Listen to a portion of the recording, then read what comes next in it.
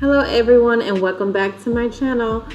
So in this video I will be showing you guys how I created my Beetlejuice tumbler. I am ready for Halloween. It is my favorite holiday.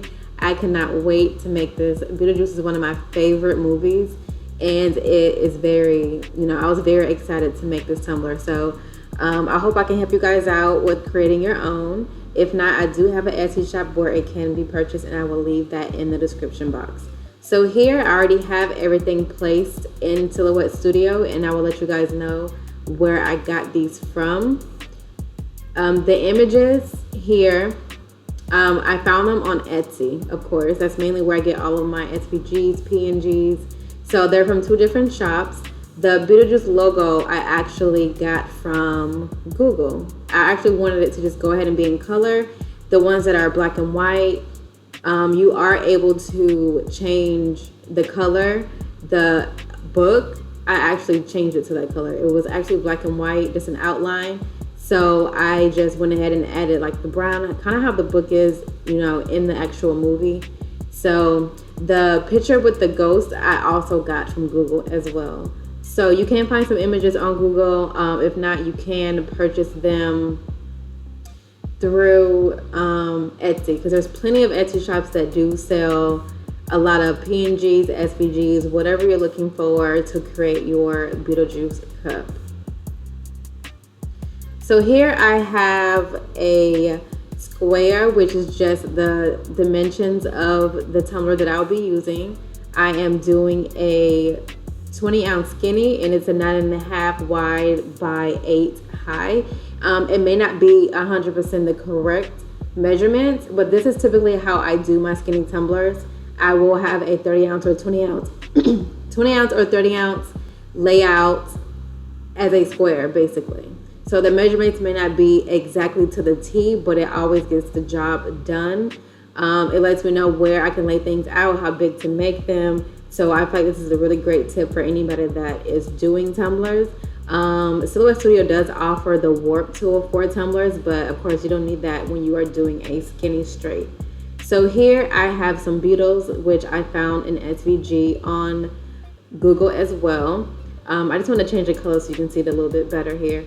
So I am doing them in green, but if you look up if you look up beetle, PNG, whatever, SVG, you should be able to find it on Google, and that's where I was able to find it.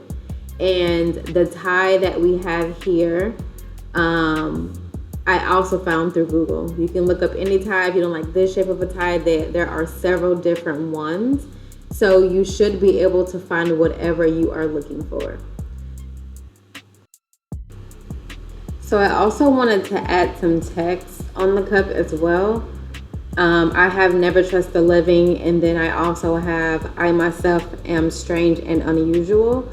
This is optional. You do not have to add text. I just love these two different quotes from the movie, and I did them in purple to kind of go with the look and the colors of the other images. So you can do whatever font you want. I just wanted something that was easy to read, and I love how it looks on the actual cup. So here I just went ahead and changed the square to a color that you'll be able to see better once I place the stripes and the tie on top. And I did want to do white, of course, because the background or the layout of the actual page on Silhouette is white. So I wanted it to be easier to be read, but also give me a color that's kind of close to what I will be going with. So all the images that I do have in here, I recently did a 30-ounce Beetlejuice cup. So I'm just gonna place the images on the square and resize them so that I know what to do for a 20-ounce. I'm actually doing this for a customer, and I just want to make sure that the sizing of everything is accurate. And then I'm going to add in some stripes. I will be doing my stripes with electrical tape. So there's so many different ways to do stripes. When you're doing a cup, you can spray paint, you can hand paint them, you could do water slide also, since it will be a white cup, you could also do that. I feel like that's a really good option for those who don't want to use the tape or who don't want to go through the hassle of taping off part of the cup to spray paint, and that's something that I did not want to do. So I feel like using the electrical tape definitely sped up the process of being able to complete the cup. Here I'm just going to size the stripes and then place them.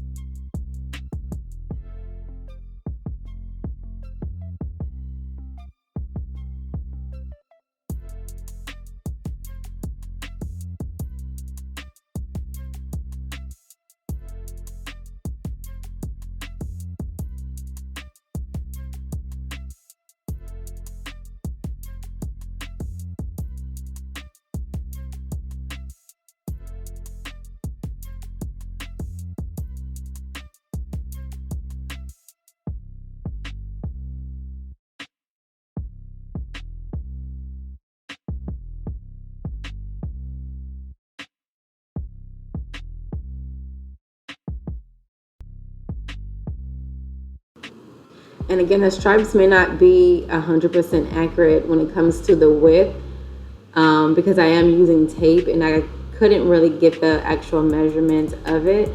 And here I am duplicating 5 stripes, but I ended up only doing 4 for a skinny, but I was able to fit 5 for a 30 ounce. So if you are going to do both sizes, or a skinny straight cup, just keep that in mind that it does look better if you do less stripes, less crowded, and the spacing will still be accurate for both.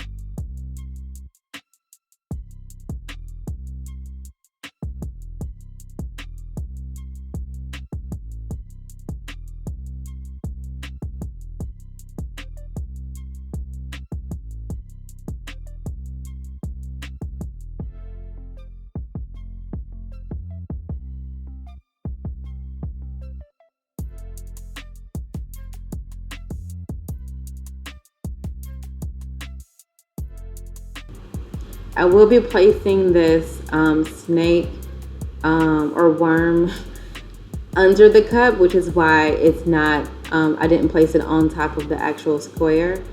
I just resized it a little bit smaller than what I did for the 30 ounce, to just make sure that it will fit underneath.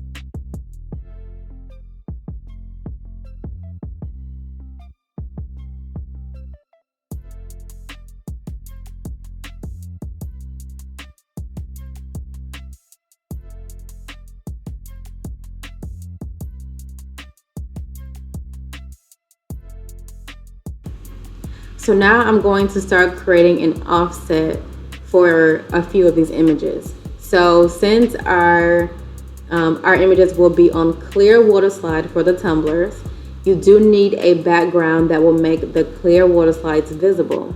So you want to create an offset and then drag the distance of the shape all the way down. So once you put the clear water slide on top of that shape, the shape will not be visible. You might see somewhat of an outline, but it will help the clear water slide to be visible right on top of that black. So I'm going to do that for both of these images, and then also of course the large image that will go on the back of the cup. And these shapes for the clear water slide will be cut on white vinyl. So the white vinyl is a really good tip for those who want to use clear water slide on a dark background. So if you have a cup that you're painting black, blue, red, and you want your image to show through that without having to use white water slide, because I personally do not like white water slide. If I can avoid using it, then I will do my white vinyl instead, because I just think the clear just looks better, at least in my opinion. With my printer, I feel like the clear looks better. It's easier to go on, and you're not having to cut around the image so close. So you'll see me cut these out and put them on the cup as well. So now I'm just getting ready to place all of my images that I want to print out right into the layout to be printed, and then everything that needs to be cut will be put to the side. And then once everything is printed, then I will cut everything out. And I hate wasting paper, so if you have anything else that you need to print, this will be, a good time. If you want to duplicate images and print them and fill up a whole sheet, that will be great, just so you're not wasting all that space.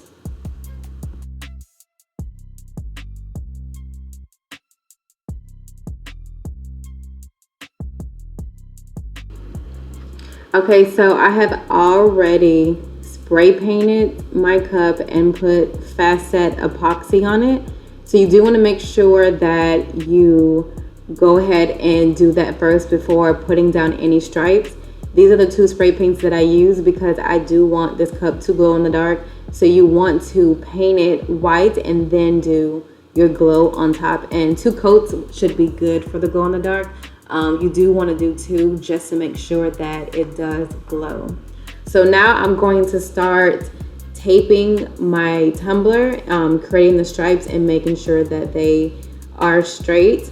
It's okay to have a little overhang at the top rim because we'll be using our X-Acto knife to cut off any excess.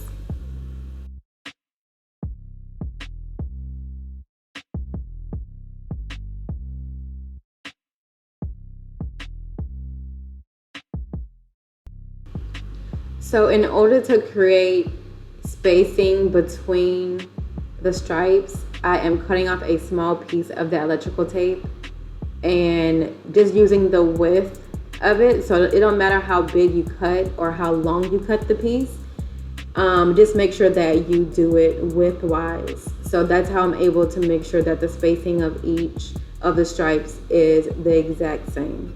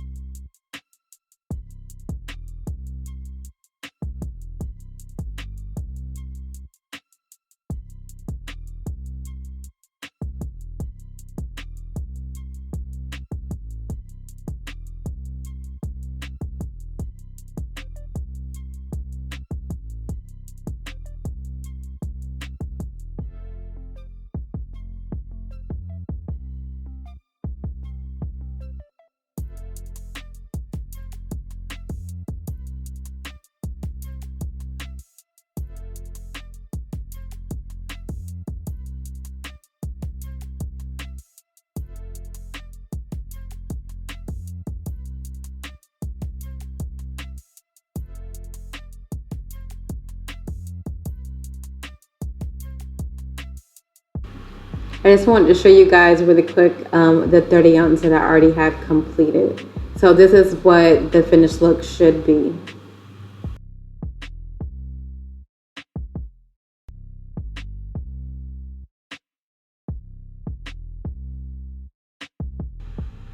When using that electrical tape, if you're readjusting it or anything like that, sometimes you can leave like little black pieces on the cup or on anything. It might have like some black residue.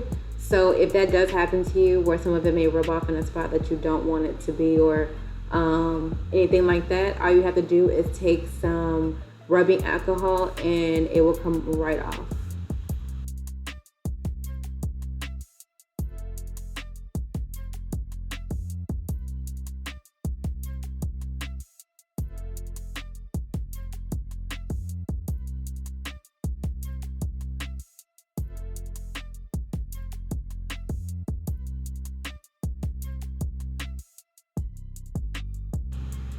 So now that the stripes are done, we are now going to add in our vinyl tie.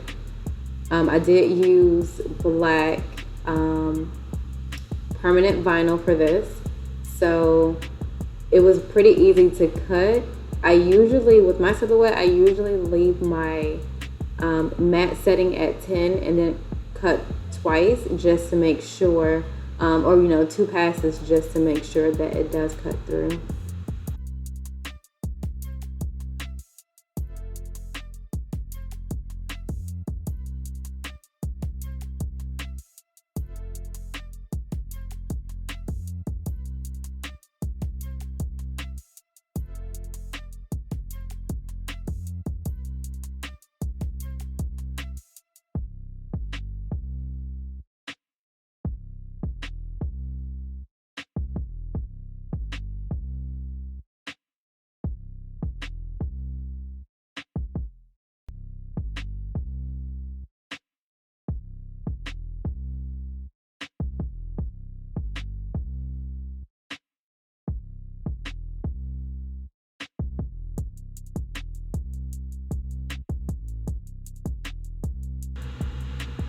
So here I am just applying fast set to this cup so that within 4 hours it'll be sealed in, the stripes and the tie, and then I can move forward on adding the water slide. So now I have my water slides sealed. I always use Rust-Oleum clear gloss to seal them. It's the only thing that I use, and I spray my water slides 4 times. About 10 or 15 minutes apart, or whenever I can remember to spray it. So first I'm going to, of course, put down my white vinyl that I've already weeded through onto the tumbler and other vinyl pieces, and then add in the water slide. So I'm going to start by adding some water to the cup with my spray bottle, and please excuse my arm. I was spray painting outside some orders and I got some spray paint on my wrist. If you do tumblers, you already know the struggle with that, but I learned a tip on adding water first before you actually lay down your vinyl. I believe this really helps to get out any bubbles that may come from laying down vinyl. So anybody that does vinyl, at least something large, sometimes text not as much, but if you're doing a large image, sometimes it's easy for those bubbles to kind of creep in. You can always poke them and press them out as well, but this water technique or tip does help too.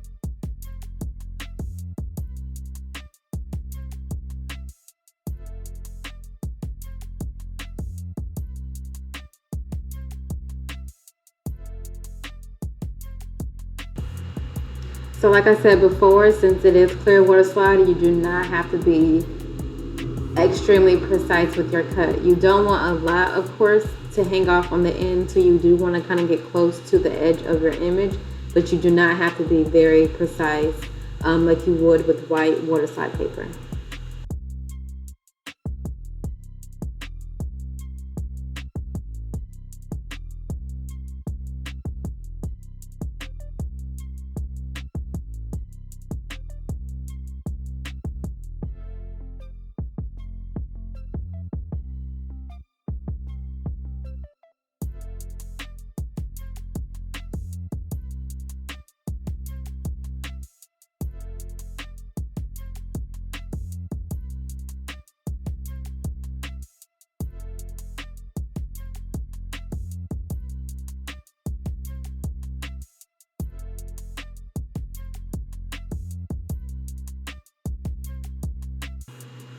And you do want to make sure that the temperature of your water is pretty much lukewarm. You don't want it too hot. You definitely don't want it to be cold. You kind of just want that in between temperature to make sure that these images do get kind of set. And it should take about a minute or so. And when you're able to slide the water slide inside of the water, you want to test it inside of whatever you have your water placed in before you pull it out, and make sure that it's easy to be able to slip right off the backing.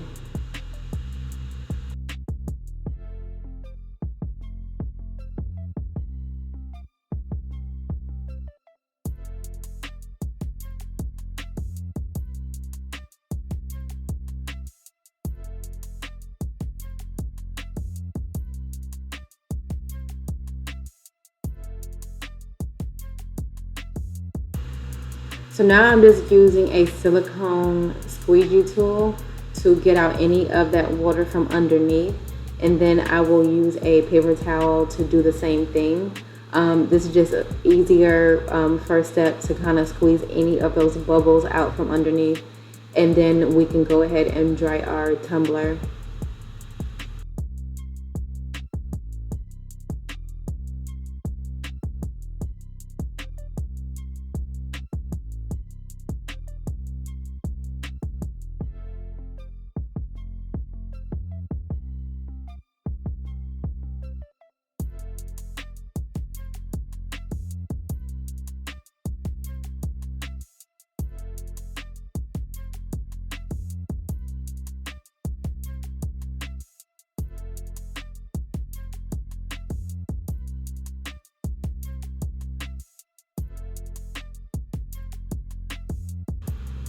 Be careful when doing any transfer tape near your water slides. I wasn't sure where I was going to place this quote just yet. That's why I waited to do it until everything was kind of placed or where it would fit in. So you do want to be sure that you do not touch your water slides with the transfer tape, because it will ruin it and you will have to possibly reprint and go through the step again to apply it.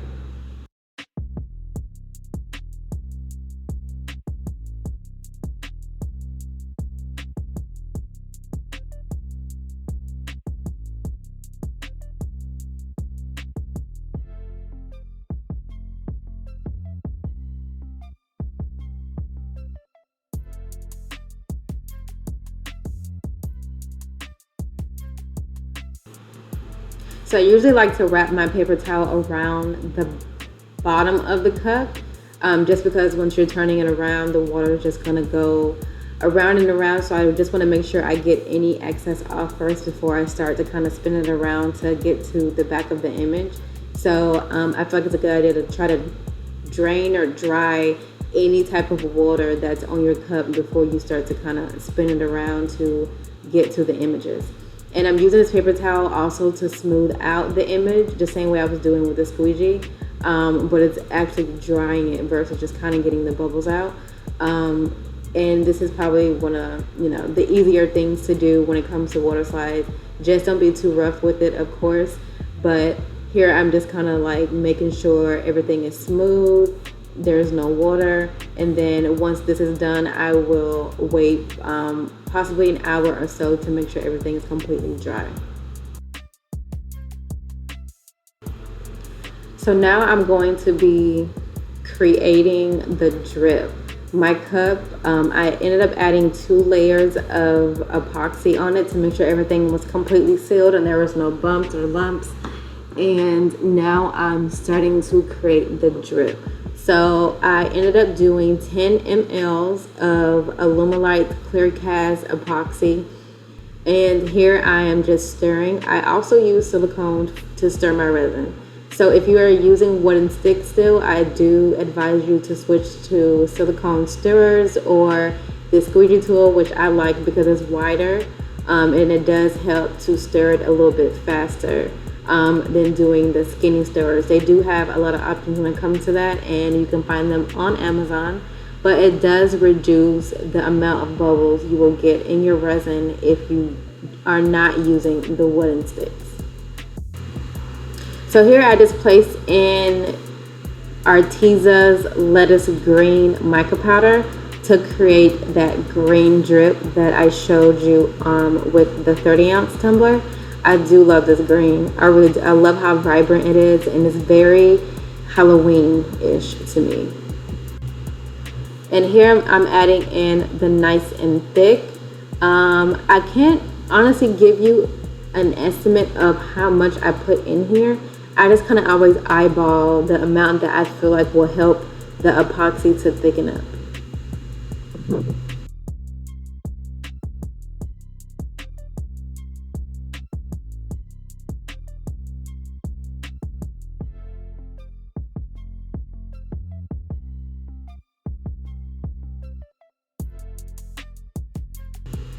So here I'm just going to do a time lapse so you guys can see how the epoxy turns and what it does as you're waiting for it to get to that Laffy Taffy consistency to put around the rim. It should take about 30 minutes or so. You can always fill your cup at the bottom towards where the resin is to see if it's getting hot. So if the temperature is changing, that's how you know that it's about time for you to start adding it to the cup, because once it gets really hot, then it won't be as usable.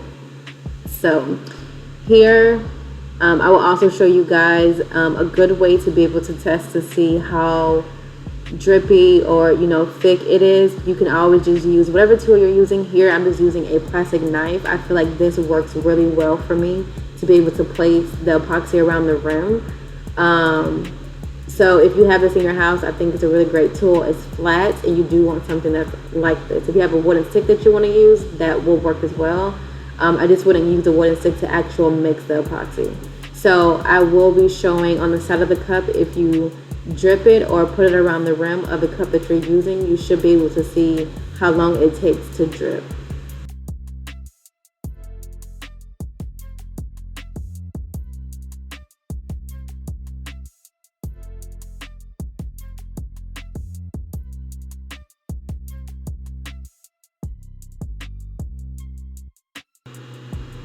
Okay, so now that our epoxy has gotten to the consistency that we would like, we're going to start adding it to the rim using our plastic knife.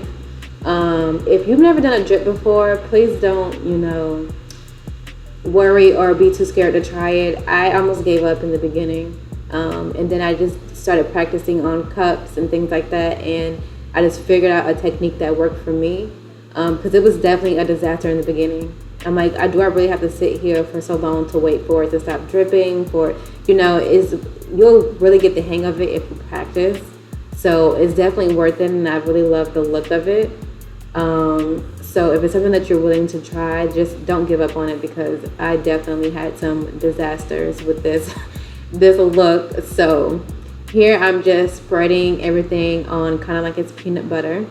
And you can already see that it's starting to kind of drip down some. So once it does that, I want to go all the way around the rim, but once it starts to kind of drip down, you can get it to where you want it to be. You just have to flip the cup upside down, which is why I have my little tool thing there to be able to hold the cup upside down. And then some of it was kind of going to the side a little bit, but I'm also going to show you how you can fix a couple of the drips. Like, let's say you have one that's maybe too long, it might be covering something that you don't want it to cover. You may want to shorten it or something like that. I've learned to do that also.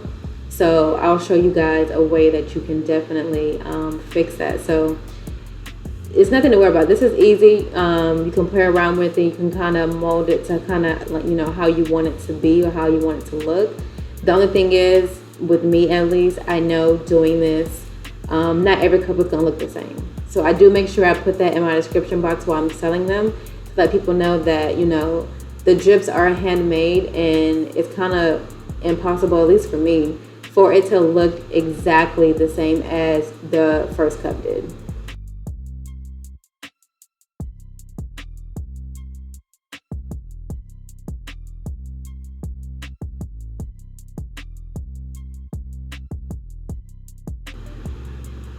So the best way to control the drips is just to make sure that you flip them upside down, and make sure that you're doing this on something that you can easily clean up, just in case there are some drips from flipping it back and forth.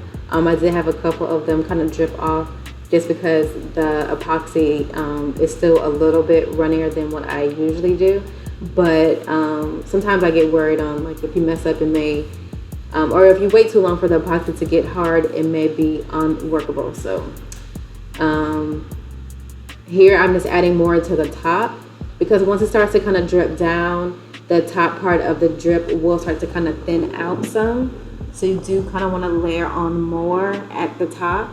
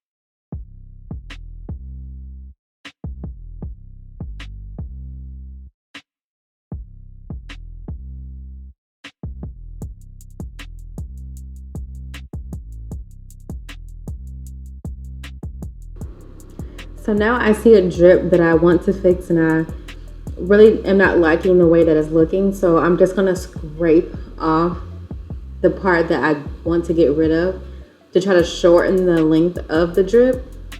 So I'm just using the knife to kind of get rid of that, and then I will use a paper towel to wipe up the rest. And once that's wiped up, you do want to use rubbing alcohol to get rid of the stickiness or any like extra residue from the cup, or from the, you know, epoxy on the cup.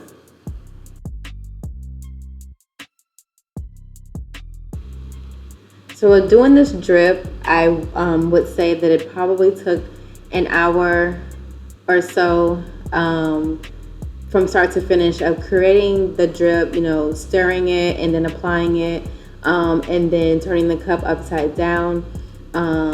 that probably took, probably an hour, a little over an hour, for it to stop moving.